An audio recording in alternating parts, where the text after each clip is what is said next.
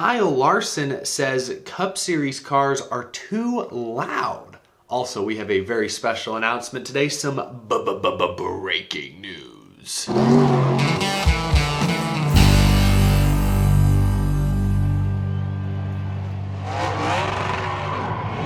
How's it going, y'all? My name is Eric. Welcome to a special episode of Out of the Groove. We've got some typical NASCAR news and discussion to react to in a few moments, but first things first, we've actually got some exclusive breaking news. A brand new NASCAR team is set to hit the track in 2024. I'm gonna tell y'all all about them.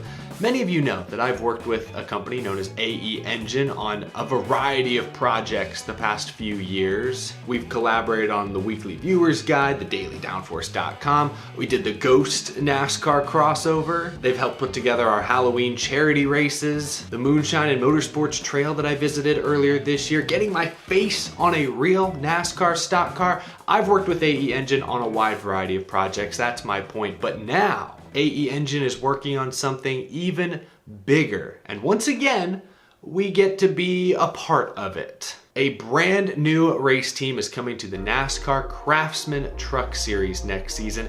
Outsiders, unafraid of the fierce competition they'll be facing. This new team will be called Faction 46.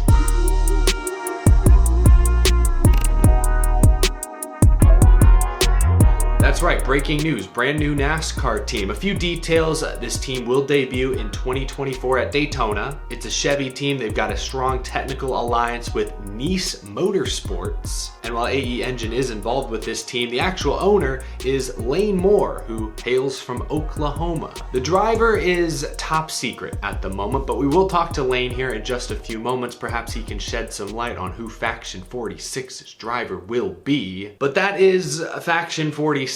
Yeah, I don't have an official role with the team, but they have asked me to be a part of what they're trying to create. Hopefully that will allow me to bring you all some awesome, exciting behind the scenes at track content. I'm open to any and all ideas. I think the access we will get to this new Truck Series team will be unprecedented, honestly. So any ideas you have, leave them down in the comments below. I'm all ears. But don't worry, I'm still going to be the impartial, objective anchor you've all come to know.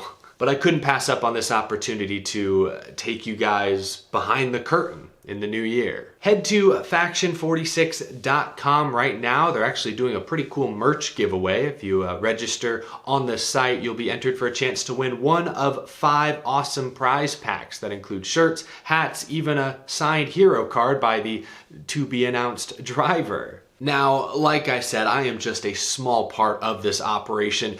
I've partnered with AE Engine on many projects. They have now partnered with Lane Moore to form Faction 46. Lane is the owner, so I think we should bring him in now to talk a little bit about Faction 46, the origins of this brand new Truck Series team. I am now joined by Lane Moore, owner of Faction 46. Lane, it's great to talk to you. Thanks for being on the show today. Well, thank you, Eric. I appreciate it. We're excited to be on the show and talk about things we have going on with Faction 46 this year. Yeah, a lot of exciting things. Some of the things I know about, but many of them I don't. And obviously fans here don't know anything about this new team. This is a brand new team, just dropped down on their doorstep. So I want to start with you, Lane.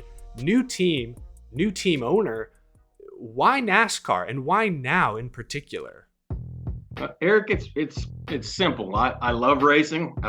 I've loved racing all my life, whether it's racing myself or helping others get to the track. It's just been something that's been a passion of mine. And the idea of starting a team's been on the back of my mind for a long time. And so this year, parts and pieces, they just kind of fell together and now we're here.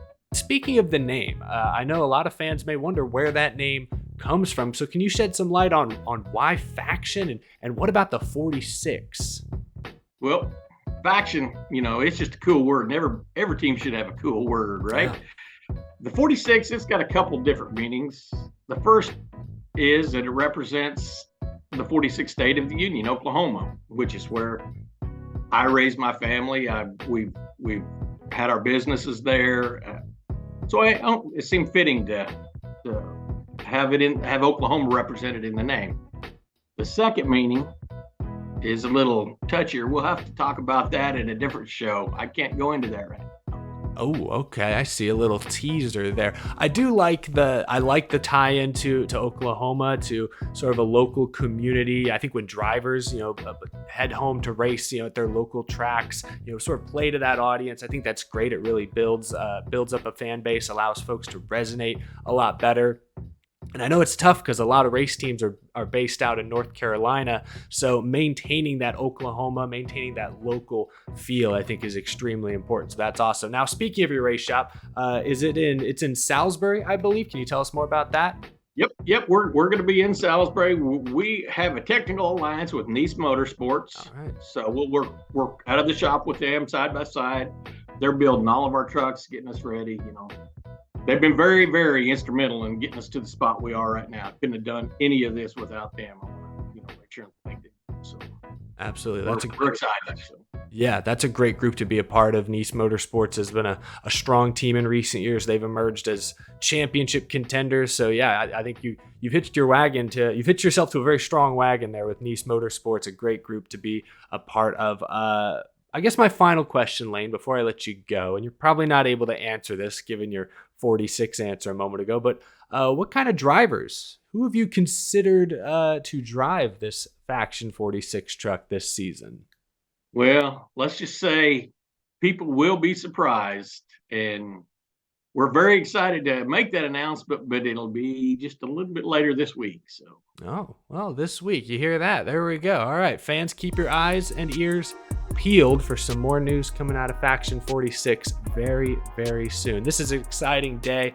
Lane, I really appreciate you being on the show and using Out of the Groove as the opportunity to make this announcement, deliver the new message of Faction 46. Can't wait to see what y'all are able to do this year and for many years to come. Thanks for being on the show.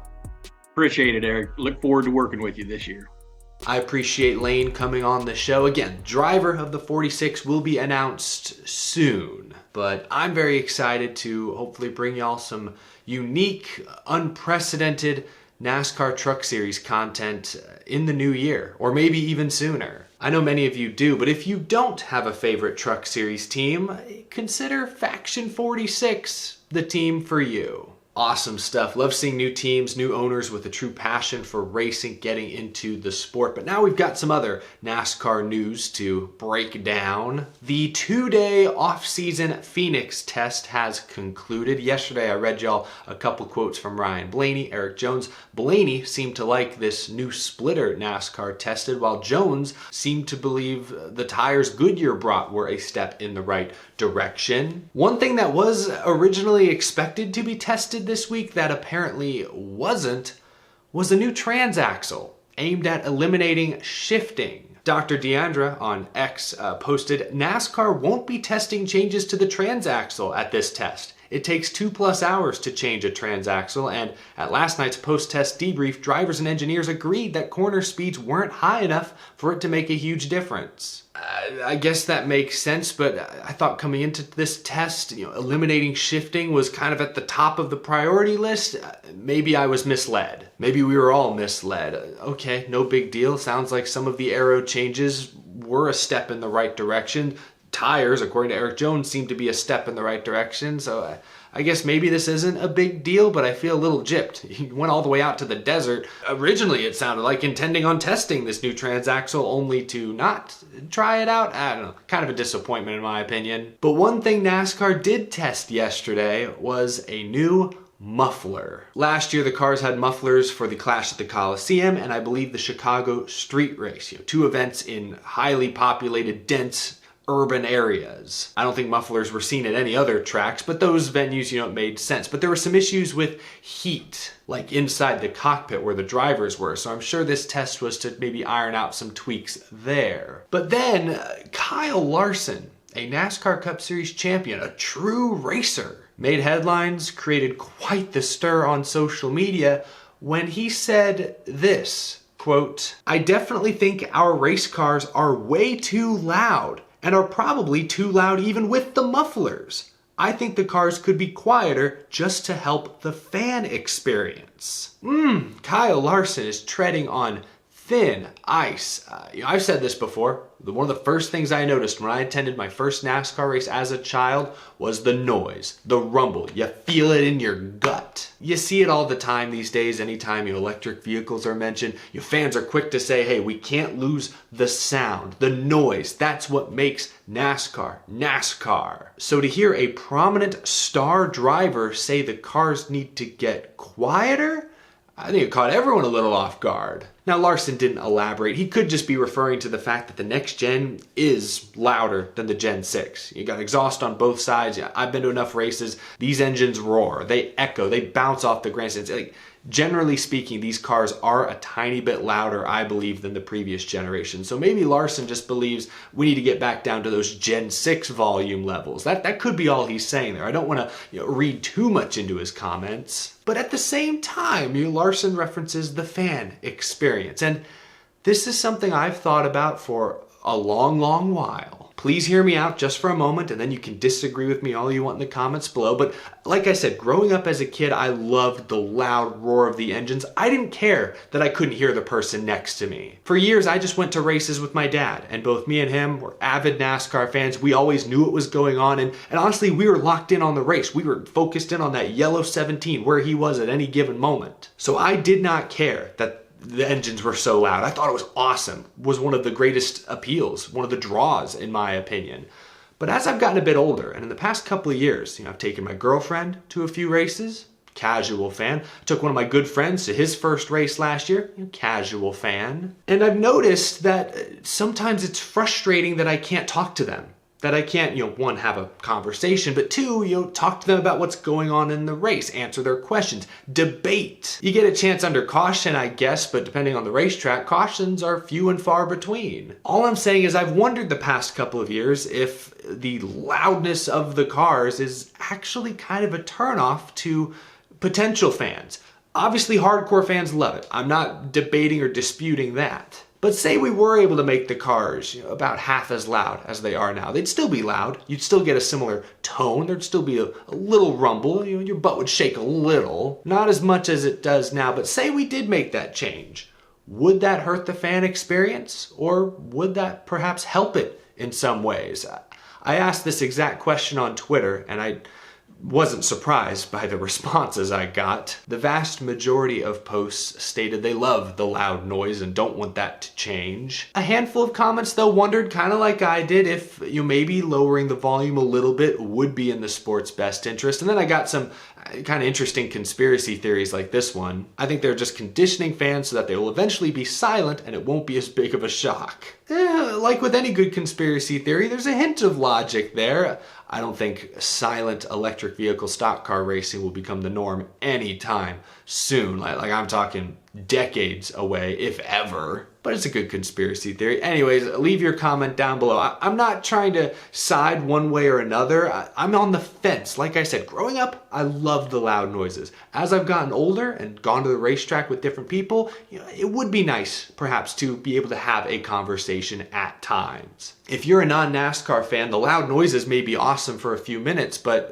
is that a turnoff ultimately? I genuinely don't know. And maybe it's hard for us to have this debate because most of us here are hardcore fans. We're kind of in a bubble. But Kyle Larson's comments, again, got me revisiting this topic. I just wanted to pose the question out there and see what you guys think. Let me know what you think down in the comment section below. Now, before we go, I know this is a jam-packed episode. We've squeezed a lot in here. One more bit of news. Spire Motorsports announced a couple of crew chief changes going into next season.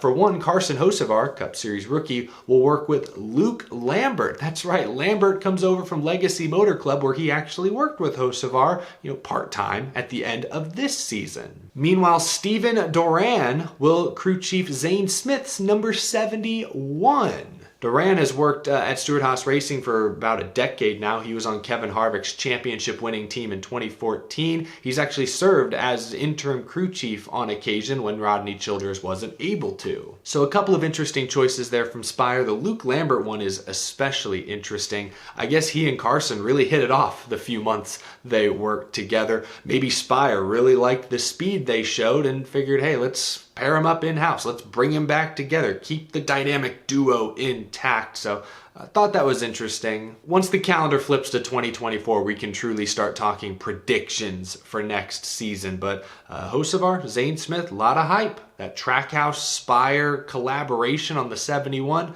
lot of promise there. Going to be interesting to see how they all perform. But I think that's going to do it for this episode, y'all. We had some breaking news, big announcement, Kyle Larson inadvertently perhaps stirring up controversy, and so much more. Thank you all so much for tuning in. Leave a like if you enjoyed this video. Subscribe if you're new to the channel. We talk NASCAR nearly daily, even during the off season here on Out of the Groove, and a huge thank you to my Patreon supporters. Once again, I'll plug Faction 46. Click that top link down in the description below to learn more, check out merch, enter that giveaway.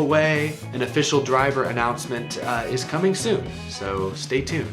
Thanks for watching, folks. I'll see you in the next episode.